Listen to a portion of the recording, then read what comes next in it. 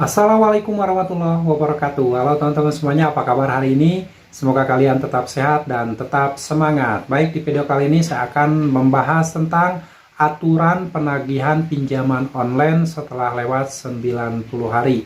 Karena ada kesimpang siuran dari pendapat beberapa orang, dari pemahaman beberapa orang yang gagal bayar di aplikasi pinjaman online. Sebelumnya saya ucapkan terima kasih buat teman-teman semuanya yang sudah support channel ini dan selalu mendukung channel ini, selalu menantikan setiap video yang saya upload berikutnya. Saya doakan kalian sehat selalu dan diberi kemudahan rezeki oleh Allah Subhanahu wa taala. Amin ya Allah ya robbal alamin. Baik teman-teman, pemahaman tentang cara-cara penagihan yang dilakukan oleh pinjaman online di beberapa orang mungkin ada yang masih bingung, ada yang masih kurang jelas sebenarnya bagaimana mekanisme penagihan yang dilakukan oleh pinjaman online. Dan aturan-aturan OJK tentang penagihan pinjaman online itu seperti apa. Sehingga banyak nasabah yang gagal bayar masih dibingungkan, masih ketakutan, masih dibikin cemas. Takutnya tiba-tiba setelah lewat 90 hari tahu-tahu masih ditagih, setelah lewat 6 bulan masih ditagih. Nah, itu ketakutan-ketakutan tersebut apabila tidak dihilangkan dari pikiran nasabah gagal bayar pinjaman online, maka akan jadi bumerang seumur hidupnya. Akan jadi rasa takut yang berlebihan yang terus-menerus akan berlanjut.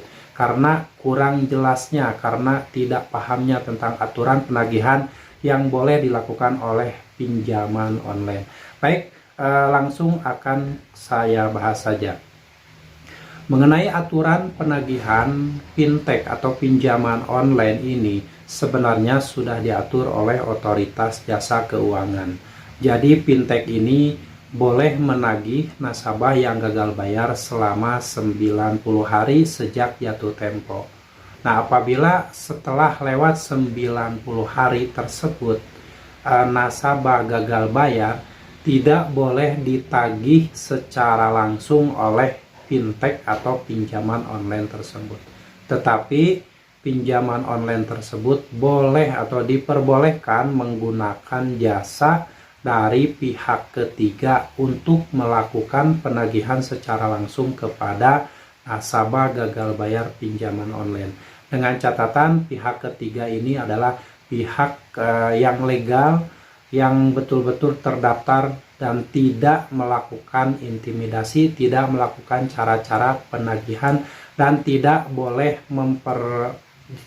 melakukan penagihan dengan cara-cara yang di luar aturan dari otoritas jasa keuangan. Jadi mereka tidak boleh melakukan kekerasan, intimidasi, sebar data, tidak boleh melakukan perusakan mental atau yang bikin melakukan sesuatu yang bikin merusak mental nasabah gagal bayar. Seperti itu ya. Jadi aturan penagihan pinjaman online yang sudah ditetapkan oleh otoritas jasa keuangan tersebut, tidak boleh, fintech tidak boleh menagih setelah lewat 90 hari dari jatuh tempo pembayaran. Nah, kalau misalkan sudah lewat 90 hari, perusahaan pinjaman online ini boleh menggunakan jasa pihak ketiga yang legal untuk melakukan penagihan secara langsung kepada nasabah gagal bayar pinjaman online. Jadi buat teman-teman semuanya yang saat ini mungkin ada yang masih bingung bagaimana sebenarnya cara-cara penagihan atau mekanisme penagihan atau aturan penagihan tentang pinjaman online ini. Karena mungkin ada nasabah yang baru gagal bayar 1 bulan, 2 bulan, 3 bulan, bahkan ada yang lebih dari 3 bulan. Ada yang dalam waktu lewat 1 bulan sudah didatangi debt collector lapangan, ada yang sudah 6 bulan tidak didatangi debt collector lapangan. Sehingga pemahaman dari nasabah gagal bayar ini akan berbeda-beda. Mereka pasti berpendapat, saya saja sudah telat 6 bulan tapi tidak didatangi kolektor lapangan yang menagih ke rumah.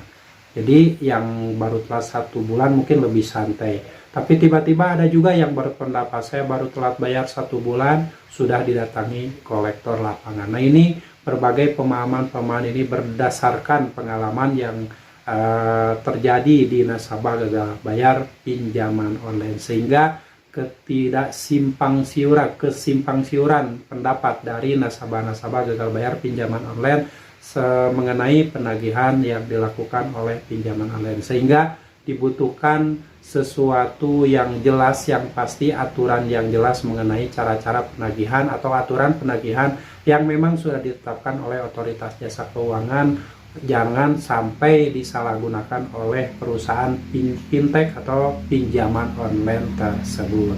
Oke ya, mungkin cukup jelas. Jadi jelasnya, kalau misalkan setelah lewat 90 hari dari jatuh tempo, pinjaman online tidak boleh melakukan penagihan secara langsung, tapi boleh menggunakan jasa pihak ketiga yang legal untuk melakukan penagihan secara langsung ke nasabah yang gagal bayar pinjaman online.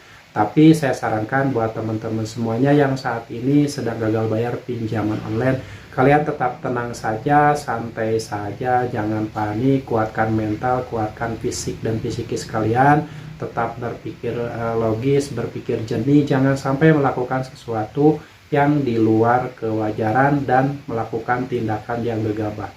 Karena gagal bayar pinjaman online bukanlah sesuatu yang merupakan akhir dari segalanya.